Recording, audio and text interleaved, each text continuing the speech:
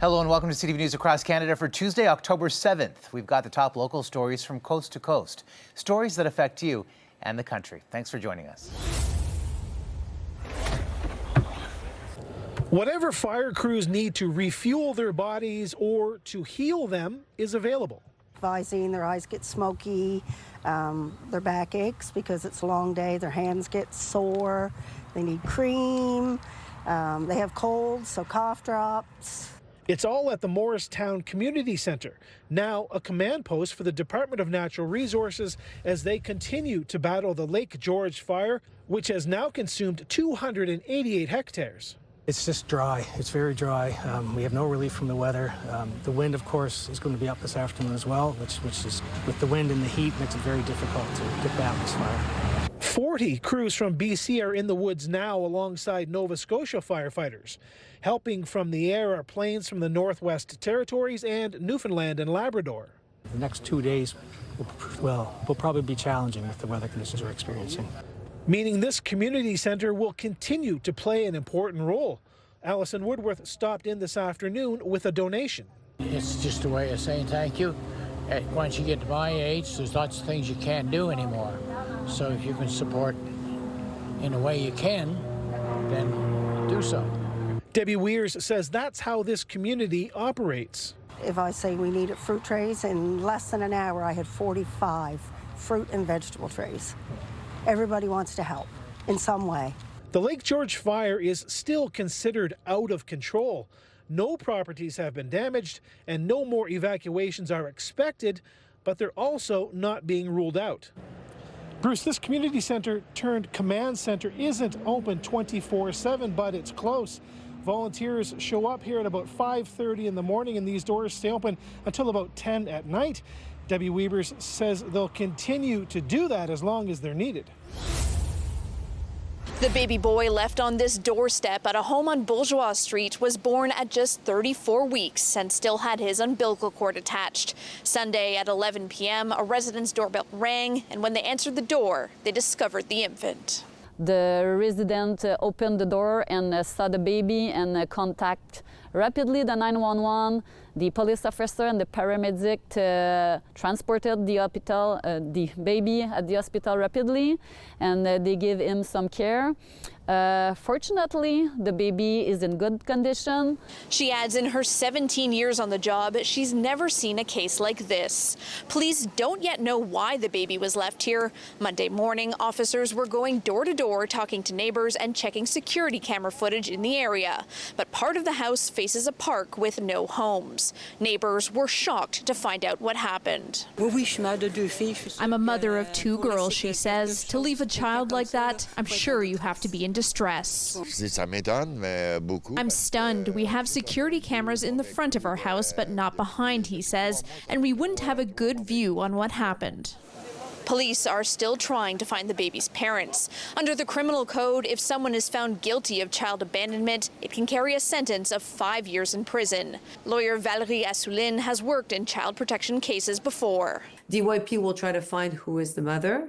If there is a significant family for that child, and if not, right away he will be placed for stability. The law is not made to punish the parents, it's made to protect the child. Police are asking anyone with information on this case to call 911, and they add the baby's health is being closely monitored. Kelly Gregg, CTV News. A man dressed in a baggy white shirt and gray track pants walked slowly to the front of a Kitchener courtroom this morning, his ankles shackled as an officer escorted him to the witness stand. He introduced himself to the courtroom as 34-year-old Dylan Moreira. He's on trial for second-degree murder and multiple counts of attempted murder and aggravated assault for allegedly killing his girlfriend and seriously injuring his girlfriend's daughter and his own mother in a stabbing spree. Moreira's defense lawyer, Stephen Gale, asked Moreira about his ongoing mental health struggles. Moreira told court about the long list of medications he takes in order to manage his symptoms. He testified that he began hearing voices in his head around 2016 or 2017. People that I know, Moreira told court, mostly my brother, my dad, both of whom died unexpectedly. Moreira said the voices were telling him that I shouldn't trust anybody. On the day of the stabbings in November 2022, Moreira testified that he and his girlfriend snorted crystal meth. He told court that same day he found a virus on his computer and believed his girlfriend's son caused it. Moreira testified he was upset, and when he brought it up to his girlfriend, she denied it was her son's fault. Moreira said he heard his brother's voice in his head say everybody was lying to me and not to trust her. Moreira testified the argument escalated, and when he walked away, I felt something hit me in the back of the head. At that point, Moreira said he did not know he had been stabbed. He testified he didn't realize until I seen her stab my dog. That dog later died, court heard. Moreira testified that a struggle ensued as he tried to get a knife from his girlfriend. He said he was wounded several times in the process but was successful in getting the knife. Then I stabbed her.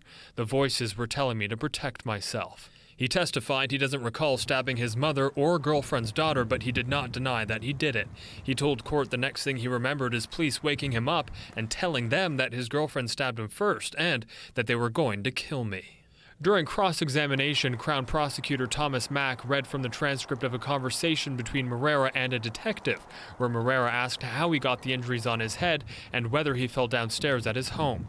The Crown suggests Moreira does not remember ever being stabbed by his girlfriend and that his answers in court today did not line up with the timeline of events he previously told police. Mack suggested Moreira snapped and that his intention was to kill his girlfriend because he stabbed her 21 times. Moreira denies that was his intention. The trial is adjourned until tomorrow morning. Spencer Turcotte, CTV News, Kitchener. I'm pleased that the charges against Dylan Hatton have finally been withdrawn. CTV News has learned Dylan Hatton, the now 20-year-old Innisfil man who was shot by South Simcoe police during an arrest last August that resulted in police shooting and killing his twin brother at their family home, had his criminal charges dropped by the Crown. Hatton was initially charged by the OPP in December of 2024 with assault causing bodily harm, assault with a weapon, and 4 counts of assaulting an officer, along with dangerous driving during a violent interaction following a call for help August 15, 2024, at the home along Shoreview Drive. Crown Attorney Sonny Dudani told the court of triable issues that would prevent the prosecution from being able to prove the case beyond a reasonable doubt. There was no possible route to find Mr. Hatton guilty of any of these offenses against the police. 2 of the counts against Hatton were withdrawn earlier this year related to allegations Hatton assaulted his father that day, prompting the 911 call to police. The Special Investigations Unit cleared South Simcoe police of criminal wrongdoing in the arrest and fatal shooting. The SIU concluded in December the actions of police were legally justified. The SIU said the Hatton boys were in an SUV on the driveway and refused to come out when the tires began to turn in the direction of one of the officers, who yelled at them not to move the vehicle as it picked up speed, and the officer fired 5 shots, killing Liam Hatton. The SIU revealed Dylan Hatton then put the vehicle in reverse and was shot by 3 officers. On my review of the body cam footage, which was inconsistent with the police notes, it was clear that Mr. Hatton should never have been shot by police. SIU investigators said the gunfire on Dylan Hatton was less easily reconciled as reasonable, based on the evidence collected saying the actions of the 3 officers were not unjustified when faced with the very real possibility of being run over. Hatton was rushed to hospital in life-threatening condition and charged months later following an OPP investigation. Mr. Hatton should never have been charged by police. This entire case is a tragedy. The Hatton family has not provided further comment on the incident. Mike Arsleedy, CTV News, Barrie. Residents didn't want to share their video for fear of their homes being identified, but you can hear a gun go off 13 times in security footage. Everybody heard, like pop, pop, pop, pop, pop. First we thought maybe it was someone banging on the door. I was awoken at 3:40 in the morning to several gunshots. When I came downstairs, I saw a car speeding away. I called the police. The neighbor was in disbelief. Neighbor after neighbor on Chopin Boulevard, which is in the area of Autumn Hill and Thornhill Woods, expressing shock that this shooting happened in their neighborhood. I was hoping it was fireworks until you hear the car door slamming and peeling away. Then you realize that it's a little bit more sinister. In security video seen by CTV News, you can see a white SUV pull up to the house. A man exits the rear passenger door and a few seconds later opens fire on the home in 2 separate volleys. He then returns to the car, which quickly leaves the scene. This marks the 7th time since early September that a house has been fired upon in Vaughan. Police say they can't confirm if this shooting was connected to the other 6, the last of which occurred about a 10-minute drive away, but say they want to reassure residents this was not a random attack. We do hear their concerns, and they need to know that these incidents are targeted, right? The people involved, there's reasons why these shots are being fired. Last month, York Regional Police formed a new firearms investigations team to combat the issue. In a statement today, the city's mayor, Stephen Del Duca, commended police for their hard work while also saying enough is enough. These instances are a direct result of a broken criminal justice system that catches and releases repeat offenders instead of keeping them behind bars. I cannot express this enough. This behavior cannot be tolerated any longer. We need stronger and tougher laws and real bail reform from the federal government immediately. Many area residents say they couldn't agree more. Alarming, concerning, and quite frankly, in my honest belief, a direct result of the Liberal soft-on-crime policy that needs to change immediately. One of the homes, which was actually targeted twice in the last month, once belonged to Alexander Vinogradsky, a murdered member of the GTA tow truck industry. No injuries have been reported in any of the shootings. The investigation continues, with officers saying there will be an increased police presence in the area for the time being. Janice Golding, CTV News. West Region OPP have identified the victim as 71-year-old Barbara Morgan, who neighbors remember as kind and quiet. Well, we're just neighbors and we're friends. We talk, but that was it. Quinn Cook would see Morgan maintaining a small garden on the property of the Norfolk County Fairgrounds, steps from her home. She would fill it with plants from her own garden. Every spring she'd go out and plant flowers and everything, try to spruce the place up. The OPP arrived at the home on Head Street South around 10:30 Sunday morning after receiving a 911 call. Cook emerged from his home shortly after to see the heavy police presence. I saw the officers talking to one of the guys I've seen in that house before. He was sitting on the front step, and he looked upset. Other neighbors identified the man as Morgan's son, who lives nearby. Members of the Norfolk OPP Forensics Unit were on scene Monday, searching inside and outside for evidence. Neighbors say Morgan told them that she had become uncomfortable having a boarder in the house and was anxious to have him move out. Police have not made an arrest and have not identified a suspect, posting an update on social media. Preliminary information suggests this is an isolated incident with no indication of a broader threat. But they are asking for the public to be on alert. While there is no known risk to the wider community at this time, members of the public are encouraged to stay alert and report any suspicious activity to police as a precaution. A post-mortem was planned for Monday as part of the investigation. In Simcoe, Jerry DeWan, CTV News. Our whole livelihood was in there, and now there's nothing left. A devastating reality for Jason Pilaw and his family. 15 years of memories gone in a flash after a fire tore through their home less than a week ago. My wife went that morning to put coffee on, but she moved the coffee pot from the corner near the fridge onto the stove, and inadvertently turned on the knob because we have an electric stove with front knobs. He says she stepped away to take a shower, and within 10 minutes, the main floor was engulfed in flames. His wife and son made it out safely, but nearly everything else was destroyed. I might have a bit of something in my bedroom, but other than that, there's nothing left, and we have to start from ground zero. For Pilaw, it's a heartbreaking twist. His family runs romantic fireplaces and barbecues, appearing on CTV Your Morning Ottawa to talk fire safety. But this time it hits far too close to home. If I can save someone else from this, that's all I care about right now. And I'm sure everyone else watching who has a front knobs electric stove has done it, at least once. Flames are shooting out from here like 4 or 5 feet.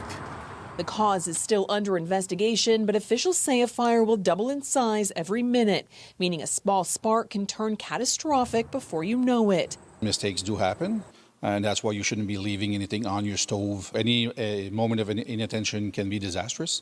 Amid the devastation, Pilaw says community support has been overwhelming, from clothing to monetary donations through a GoFundMe. They posted, I believe, at like 1 p.m. that day, and by 5 p.m. they had to turn people away because his garage was already filled with donations from my community, and that's something I'll never forget. For P. Law, it's about turning loss into awareness while thanking the community that's helping his family start over. I thank them completely, wholeheartedly from the bottom of my heart. The Pilon family is staying with relatives as they start the long process of rebuilding. They say they're sharing their story to remind others just how quickly a fire can happen. These correctional workers say enough is enough. What do we need? Some leadership.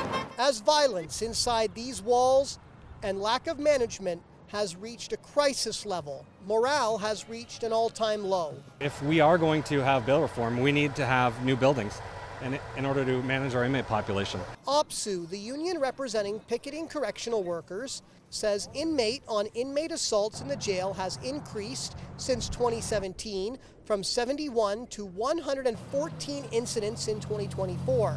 When it comes to inmate-on-staff assaults, there were 10 in the North Bay Jail in 2017. As of the end of June, there have already been 10 so far this year. They tend to assault each other. Sometimes we are caught in the crosshairs when we're trying to separate them. We need corporals here that can investigate and adjudicate inmate misconducts. The jail holds 121 inmates and is considered a maximum security facility. It holds criminals convicted of lesser offenses all the way to serious charges. We're doing business in an institution that was built in the 1930s. We need a newer jail. The union says the facility is currently full, and oftentimes inmates are transported to other jails that are also full.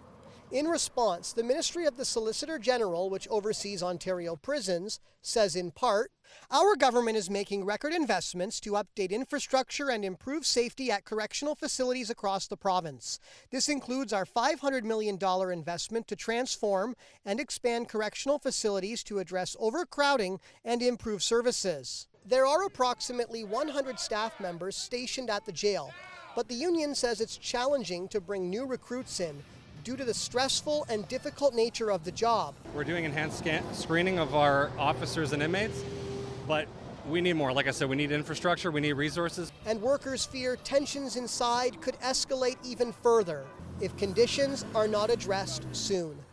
Eric Tashner, CTV News, North Bay. Saskatchewan Premier Scott Moe doesn't agree with Ontario's Doug Ford when it comes to photo radar. What I did hear that Premier Ford was sounding off on photo radar in Toronto and Ontario.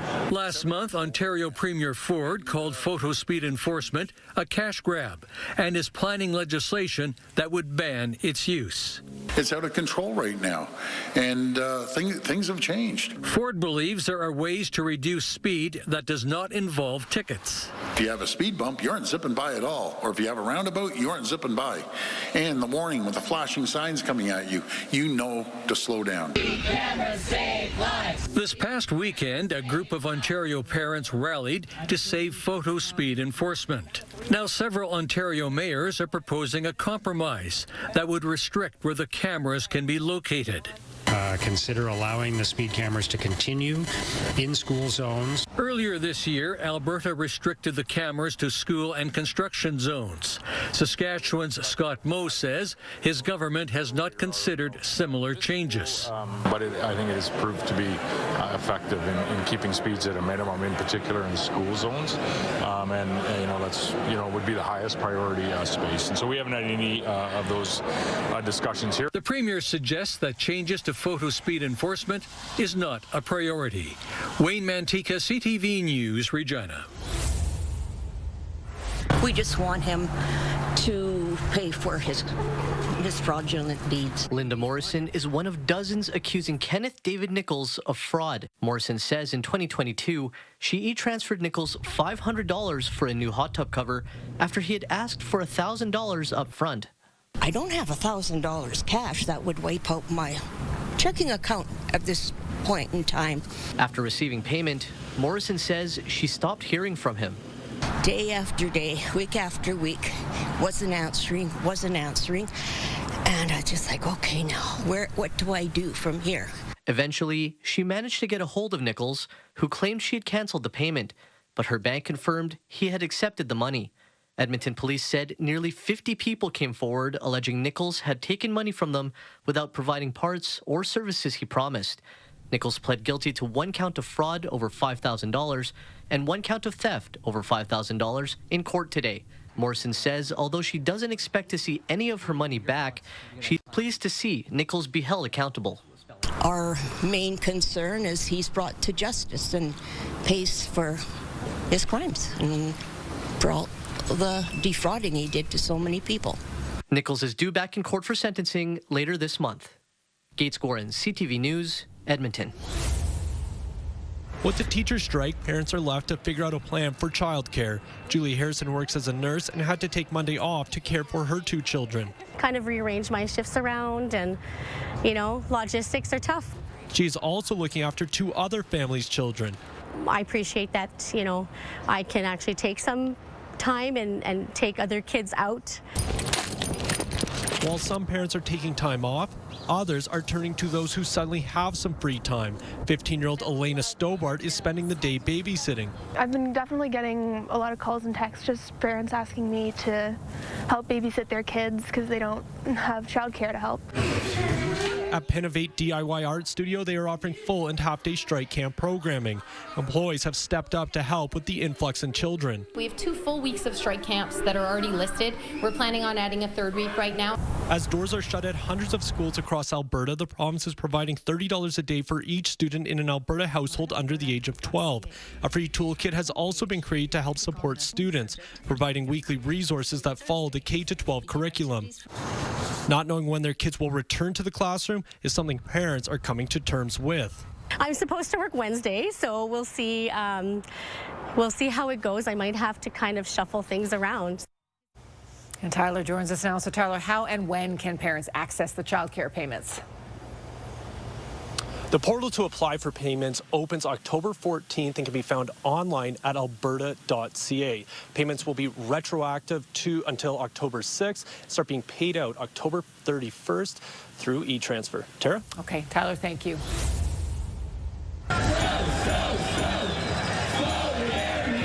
Striking BCGEU workers were joined by members of other unions in a march through downtown Victoria Monday afternoon that culminated in a noisy rally at the legislature. Let's see if everyone in the legislature can hear us. The labor show of force comes as the BC General Employees Union strike enters its 6th week. And we're standing united with a clear voice. We want a fair deal now.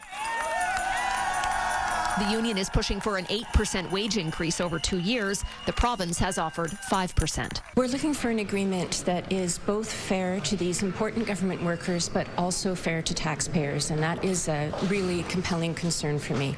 On Monday, nearly 20,000 BCGEU members at 306 work sites walked the picket line, and the union is vowing to escalate job action this week unless the province tables a better offer. Walking that line for now 6 weeks, that's not something anyone does frivolously or superficially.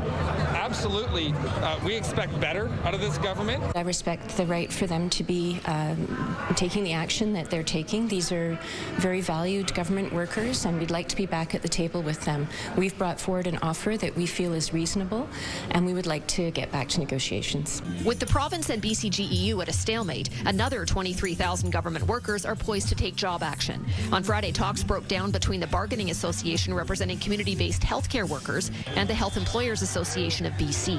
Over the next 3 weeks, we're going to be going to meet our members, to talk to them, to consult with them, and make preparations for a strike vote. This fight is about fairness. This fight is about dignity. But more than anything, this fight is about solidarity. Yes. The unions are vowing to stand together against a province that insists it can't afford their demands. And just in case this government, this cabinet doubts our resolve, we're here to win. Shannon Patterson, CTV News.